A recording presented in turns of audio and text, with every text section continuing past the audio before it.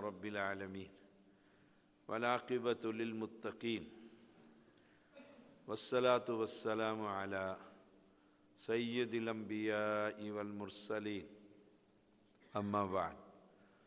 تفسیر القرآن الکریم سورۃ الاعراف آیت نمبر 160۔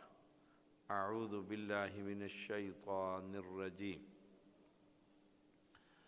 وَقَطَّعْنَاهُمُ اثْنَتَيْ عَشْرَةَ أَسْبَاطًا أُمَمًا وَأَوْحَيْنَا إِلَى مُوسَىٰ إِذِ اسْتَسْقَاهُ قَوْمُهُ أَنِ اضْرِب بِّعَصَاكَ الْحَجَرَ فانبجست من حسنتا عشرة عينا قد علم كل أناس مشربهم وظللنا عليهم الغمام وأنزلنا عليهم المن والسلوى كلوا من طيبات ما رزقناكم وما ظلمونا ولكن كانوا أنفسهم يظلمون وَإِذْ قِيلَ لَهُمُ اسْكُنُوا هَٰذِهِ الْقَرْيَةَ وَكُلُوا مِنْهَا حَيْثُ شِئْتُمْ وَقُولُوا حِطَّةٌ وَادْخُلُوا الْبَابَ سُجَّدًا نَغْفِرْ لَكُمْ خَطِيئَاتِكُمْ سَنَزِيدُ الْمُحْسِنِينَ فَبَدَّلَ الَّذِينَ ظَلَمُوا مِنْهُمْ قَوْلًا غَيْرَ الَّذِي قِيلَ لَهُمْ فَأَرْسَلْنَا عَلَيْهِمْ رِجْزًا مِّنَ السَّمَاءِ بِمَا كَانُوا يَظْلِمُونَ۔ اور ہم نے انہیں 12 قبیلوں میں تقسیم کر دیا جو کئی گروہ تھے، اور ہم نے موسیٰ علیہ السلام کی طرف وحی کی جب اس کی قوم نے اس سے پانی مانگا کہ اپنی لاٹھی اس پتھر پر مار، تو اس میں سے 12 چشمے پھوٹ نکلے۔ بلا شبہ سب لوگوں نے اپنے پانی پینے کی جگہ معلوم کر لی، اور ہم نے ان پر بادل کا سایہ کیا اور ان پر من اور سلوہ اتارا۔ کھاؤ ان پاک چیزوں میں سے جو ہم نے تمہیں عطا کی، اور انہوں نے ہم پر ظلم نہیں کیا، اور لیکن وہ اپنے آپ ہی پر ظلم کرتے تھے۔ اور جب ان سے کہا گیا اس بستی میں رہو اور اس میں سے جہاں چاہو کھاؤ اور کہو بخشتے اور دروازے میں سجدہ کرتے ہوئے داخل ہو، تو ہم تمہارے لیے تمہاری خطائیں معاف کر دیں گے، عن قریب ہم نیکی کرنے والوں کو زیادہ دیں گے۔ تو ان میں سے جنہوں نے ظلم کیا انہوں نے بات کو اس کے خلاف بدل دیا جو ان سے کہی گئی تھی، تو ہم نے ان پر آسمان سے ایک عذاب بھیجا اس وجہ سے کہ وہ ظلم کرتے تھے۔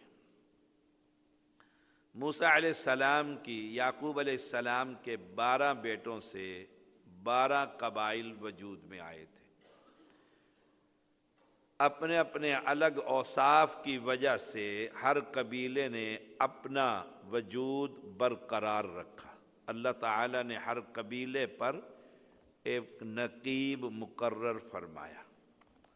وَبَعَثْنَا مِنْهُمُ اثْنَيْ عَشَرَ نَقِيبًا، اور ہم نے ان میں سے 12 سردار مقرر کیے۔ امامہ معلوم ہوتا ہے وہ تعداد میں بہت زیادہ تھے،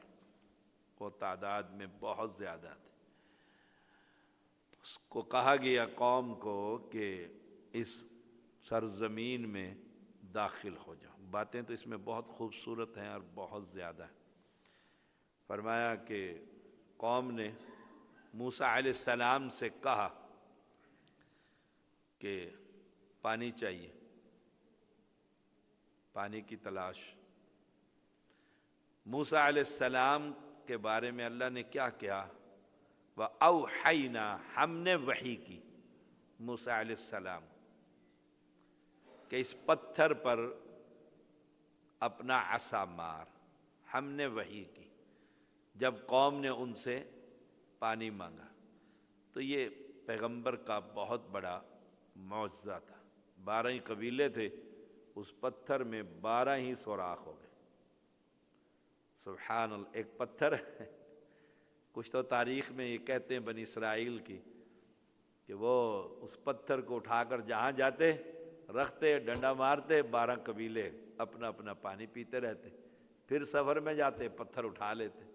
سبحان اللہ و بحمدہ سبحان اللہ العظیم۔ دوسری یہ توحید کی بات بھی ثابت ہوئی کہ موسیٰ علیہ السلام کے ہاتھ میں کچھ نہیں تھا، ہم نے وحی کی، رب کہتا ہے وَأَوْحَيْنَا، ہم نے وحی کی موسیٰ علیہ السلام کی طرف جب اس کی قوم نے پانی مانگا، أَنِ اضْرِب بِعَصَاكَ الْحَجَرَ، مار اس پتھر پر ڈنڈا۔ ڈنڈے کے بارے میں تو موسیٰ علیہ السلام کو پتہ ہی نہیں تھا۔ جب رب نے پوچھا تھا موسیٰ یہ تیرے ہاتھ میں کیا ہے؟ کہا عصا۔ کیا کرتے ہیں اس سے؟ بکریوں کے لیے پتے جھاڑ لیتا ہوں۔ جو ہی آپ نے پھینکا تو اژدہا بنا، تو موسیٰ علیہ السلام تو ڈر گئے تھے، چھوڑ کے بھاگ گئے تھے، قرآن کہتا ہے۔ اللہ نے فرمایا یا موسیٰ لا تخف، مت ڈر، اس کو ذرا پکڑنا۔ پکڑا تو دوبارہ ڈنڈا بن گیا۔ سبحان اللہ وبحمدہ، کیسا قادر ہے وہ، علی کل شیء قدیر۔ ہاتھ میں ڈنڈا، اور کب سے ڈنڈا ان کے پاس تھا؟ کب سے تھا؟ خبر ہی نہیں تھی یہ ڈنڈا، یہ اللہ تعالیٰ اس کو ایسے کر دے گا۔ تو اللہ تعالیٰ نے ان کے لیے 12 چشمے نکال دیے۔ یعقوب علیہ السلام کے 12 بیٹے، ان کے پھر اپنے اپنے قبیلے، ان قبیلوں نے اپنا وجود رکھا، وہ بہت اسباطً امما، وہ بہت پھیل گئے تھے، امتیں بن گئی تھیں۔ تو پہلا انعام تو یہ قد علم کل اناس مشربہم، کہ یہ میرا نلکا ہے، یہ تمہارا نلکا، اپنا اپنا نلکا۔ ہم جاتے ہیں نا سیلاب زدگار میں نلکے لگوانے کے لیے، کئی جگہ پریشان ہو جاتے ہیں کہ نلکا تو یہ ہے، کہتے جی تو اس بھائی کا ہے، میرا نہیں ہے۔ میں کہتا یہاں سے پانی بھر لو، کہتے جی یہ عورت نہیں بھرنے دیتی، ہمیں الگ نلکا لگا کے دے۔ سبحان اللہ، کئی جگہ ہم لگا بھی دیتے ہیں، کئی جگہ ہم پریشان بھی ہو جاتے ہیں کہ بھئی یہ ایک نلکا موجود ہے، دوسرا کیوں لگوائیں، دوسرا کسی اور بھائی کا۔ اس نے کہا جی یہ پانی ہی نہیں دیتے ہمیں۔ تو یہاں سے بھی یہ بات ثابت ہوتی ہے کہ 12 جو قبیلے تھے، پتھر تو ایک ہی تھا نا، نلکا ہر ایک نے اپنا اپنا ہی مانگا۔ قد علم کل اناس مشربہم، کہ پانی اپنا اپنا ہونا چاہیے۔ سبحان اللہ، یہ وہاں پر بھی تھا۔ دوسرا انعام کیا کیا؟ وَظَلَّلْنَا عَلَيْهِمُ الْغَمَامَ، جہاں جاتے تھے نا بادل سایہ کر دیتا، میدان میں تھے، جہاں جاتے تھے اللہ بادل۔ ایسے ہی تاریخ میں آتا ہے رسول اللہ صلی اللہ علیہ وسلم جب پہلی دفعہ گئے نا ابو طالب کے ساتھ، تو وہ کٹیا میں سے ایک راہب نکل کر آیا، اس نے کہا اسے واپس بھیج دو سردار جی۔ کیوں؟ اس نے کہا یہ نبی بنے گا کل کو۔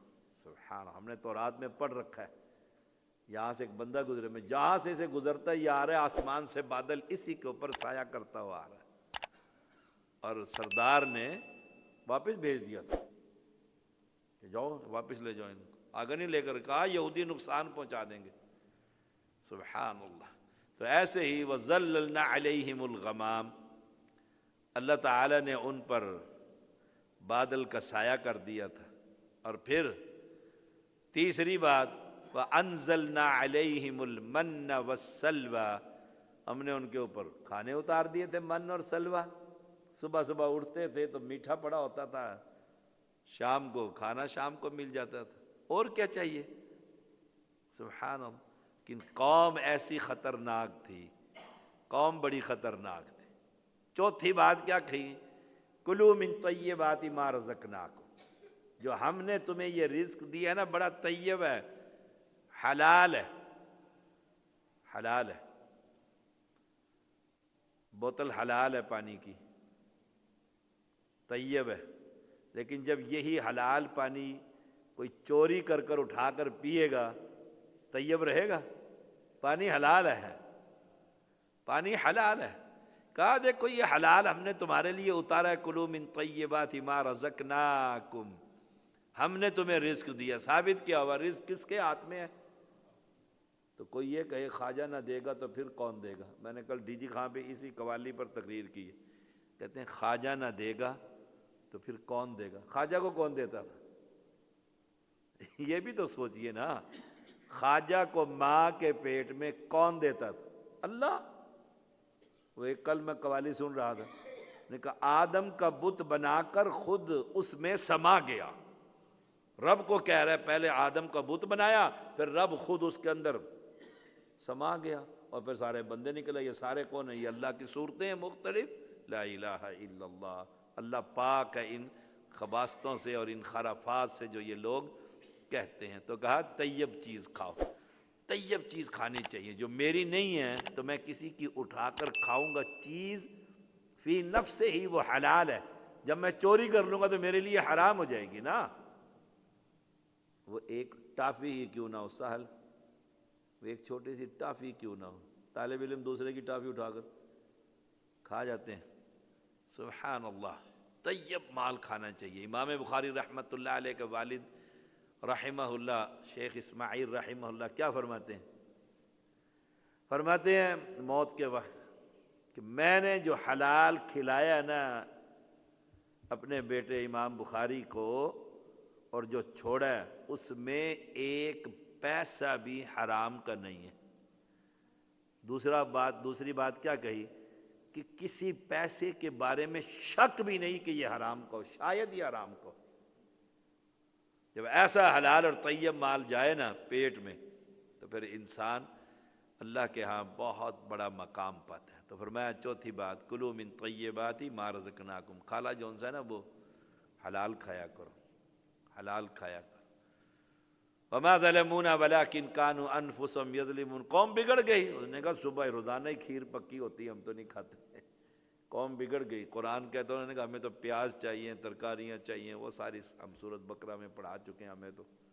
اللہ نے فرمایا جاؤ پھر، یہ انہوں نے اپنی جانوں پر ظلم کیا تھا، رب کسی پر دھاگے کے برابر، وما ظلمونا، قرآن کی ایک آیت ہے کہ اللہ دھاگے کے برابر بھی کسی پر ظلم نہیں کرتا، بندہ خود ظالم ہوتا ہے، بندہ خود ظلم کرتا ہے۔ آگے کیا کہا؟ چلو بھئی اس بستی میں داخل ہو جاؤ اور کھاؤ پھر جو تم نے مانگا ہے، حیث شئتم، جاؤ اس کے اندر جو تم نے مانگ لیا ہے، اور داخل ہونے کے لیے شرط یہ ہے اس حالت میں داخل ہو کہ سجدہ کرتے ہوئے اس حالت میں داخل ہو جاؤ، پھر ہم تمہاری ساری غلطیاں معاف کر دیں گے۔ سبحان اللہ۔ تو گناہ سے اللہ کے سامنے سے ثابت ہوا عاجزی دکھانی چاہیے۔ گناہ کرنے کے بعد غلطی ہو گئی ہے، ہم نے یہ چیزیں مانگ لی تھی، اب کہا جس شہر میں تم نے چیزیں یہ ساری ملیں گی جاؤ وہاں پر، اور عاجزی اور انکساری کے ساتھ سجدہ کرتے ہوئے۔ سجدہ سب سے زیادہ عاجزی کا مقام ہے۔ کیفیت دیکھے، انسان کی پیٹھ کہاں پر ہوتی ہے اور سر کہاں پر ہوتا ہے۔ یہ اس بادشاہ کے سامنے اتنی ذلت ہے اس بندے کی، انکساری ہے اور عاجزی ہے۔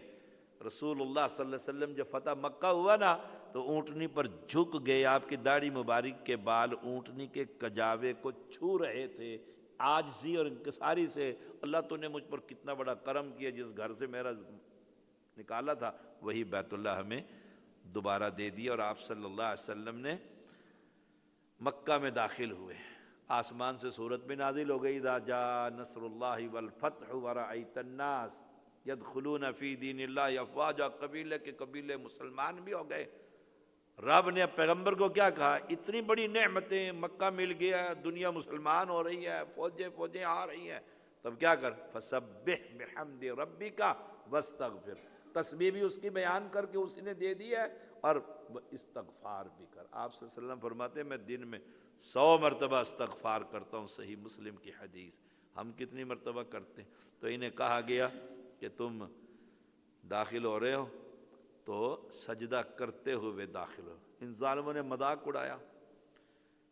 رسول اللہ صلی اللہ علیہ وسلم نے فرمایا جب بنی اسرائیل سے کہا نہ سجدہ کرتے ہوئے داخل ہو جاؤ اور کہو بخش دے، بخش دے، تو انہوں نے سجدہ کرنے کی بجائے اپنے سرینوں کے بل گھسٹتے ہوئے، سرینوں کے بل گھسٹتے ہوئے داخل ہوئے اور کہنے لگے حبۃ فی شعرۃ، بالی میں دانہ، دانہ جو ہے وہ بالی میں، گندم کی جو بالی ہوتی ہے اس میں دانہ۔ صحیح بخاری 3403۔ اس سے بڑھ کر بغاوت اللہ کی اور اللہ کے حکم کی مخالفت کیا ہو سکتی ہے؟